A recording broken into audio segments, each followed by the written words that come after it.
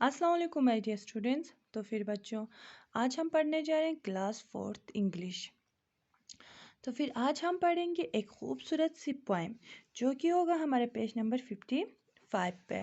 और इस पोएम है if you can't go over over under, जो कि लिखा हुआ है किसने? जोसेफ मॉरिस ने। तो फिर ये जो पोएम है ये एक मोटिवेशनल पोएम है, ठीक है, जो हमें ये बताता है कि अगर हमारी लाइफ में कोई प्रॉब्लम, कोई चैलेंजेस आता है तो फिर हमें उनका सामना कैसे करना चाहिए, ठीक है। तो फिर सबसे पहले हम इसके हेडिंग को समझने की कोशिश करेंगे।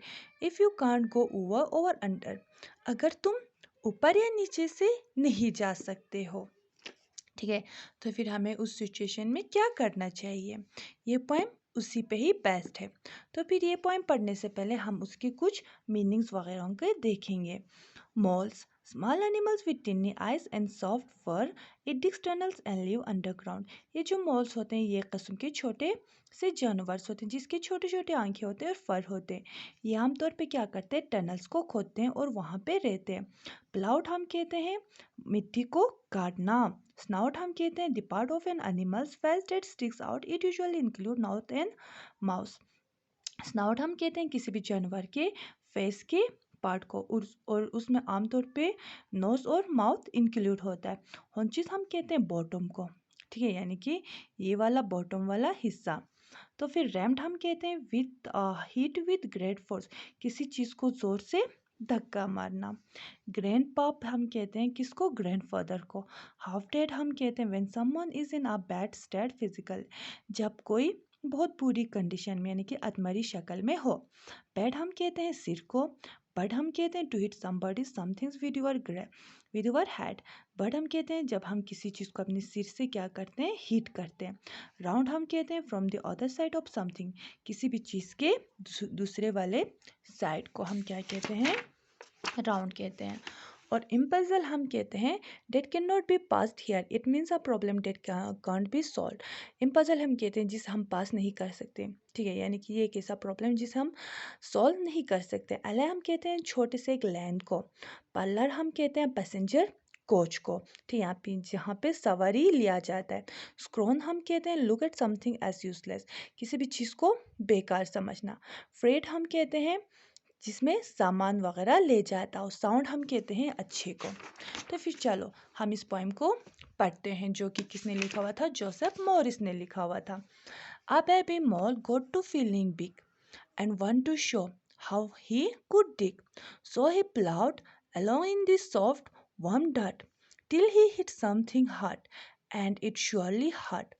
A dozen of stars fell out his snout. He sat on his haunches, began to pout.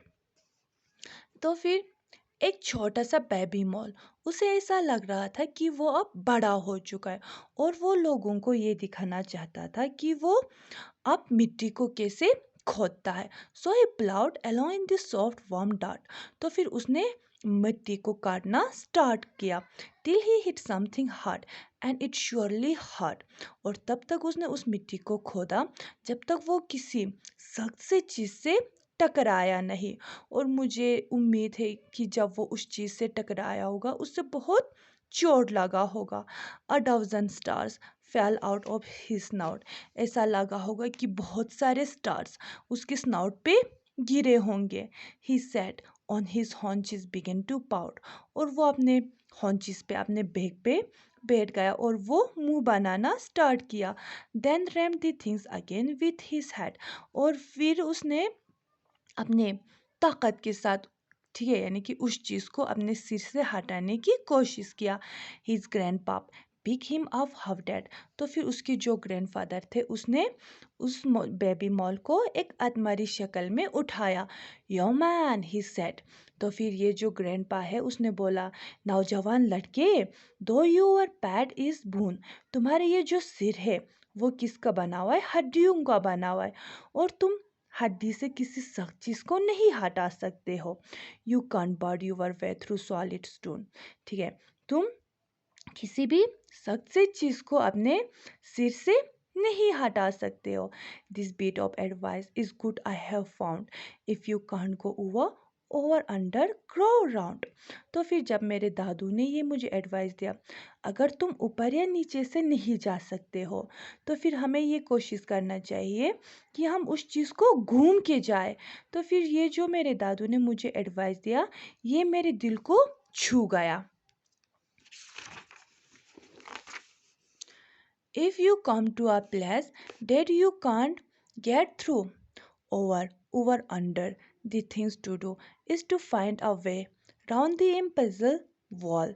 ठीक है, अगर तुम कभी एक ऐसे सिचुएशन में आ जाते हो जिससे तुम निकल नहीं सकते हो, ठीक है, तो फिर तुम्हें क्या करना चाहिए कि उस चीज़ को यानी कि उस दीवार को तुम्हें ये नहीं बोलना चाहिए कि अगर मैं जाऊंगा तो मैं इस दीवार को ही पार करके जाऊंगा। तुम्हें ये कभी नहीं बोलना चाहिए। तुम्हें ये कोशिश करना चाहिए कि तुम उस दीवार को घूमकर भी अपना एक रास्ता ढूंढो। ठीक है, not say you will go your way over not at all. तुम्हें ये कभी नहीं कहना चाहिए कि मैं जाऊंगा तो बस मैं इसी रास्ते से ही जाऊंगा या फिर मैं कभी नहीं जाऊंगा। ये कभी नहीं कहना चाहिए। You can always get to the place you are going. तुम अपने जगह पे, अपने मंजिल पे पहुंच जाओगे जहाँ पे तुम्हें जाना है, अगर तुम्हारी डायरेक्शन, अगर तुम्हारी विजन सही हो तो। If you will set yourself as the wind is blowing. अगर तुम अपने नाव को उसी दिशा में रखोगे जहाँ से हवा आ रही हो, ठीक है, तो फिर तुम अपने मंजिल तक पहुँच जाओगे। अगर जैसे फॉर एग्जांपल मतलब इस दिशा से विंड आ रहा हो और हम अपने सेल को इस तरह लेके जा रहे हैं, ठीक है, तो फिर ये विंड, ये जो सेल है ये इसके अपोजिट कभी नहीं चलेगा। हमें हमेशा उसी डायरेक्शन में ही जाना चाहिए जिस डायरेक्शन से विंड जा रहा हो, ठीक है। तो फिर इस पॉइंट में यही कह रहा है कि तुम्हें अपने नाव को यानी कि अपने डायरेक्शन को उसी तरह रखना चाहिए जिस तरह यानी कि ये विंड जा रही हो। If the mountains are high go round the valley. अगर तुम्हें पहाड़ बहुत ऊंचे ऊंचे दिखाई दे रहे हो तो फिर तुम्हें वैल्यू से होके यानी कि वैल्यू से गुजर के जाना पड़ेगा। If the streets are blocked, अगर रास्ते बंद हो गए हो गो अप सम एलेस। ठीक है, तुम्हें छोटे छोटे लेन्स को क्रॉस करके जाना होगा। If the parlour cars fill it, अगर जो ये पैसेंजर कार है, ठीक है, अगर वो भरे होंगे, अगर उसमें सवारी फुल होगा, डोंट स्क्रॉन आ फ्रेड।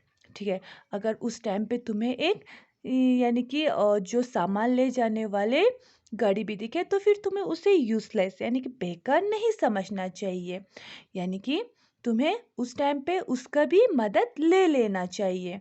तुम्हें इसके इंतज़ार में नहीं बैठना चाहिए। If the front doors closed go in this side gate, अगर आगे का दरवाज़ा फ्रंट डोर बंद हो तो फिर तुम्हें ये कोशिश करना चाहिए कि किसी साइड गेट से जाए। To reach your goal this advice is sound. अपने मंजिल तक पहुंचने के लिए ये जो एडवाइस है ये बहुत अच्छा है।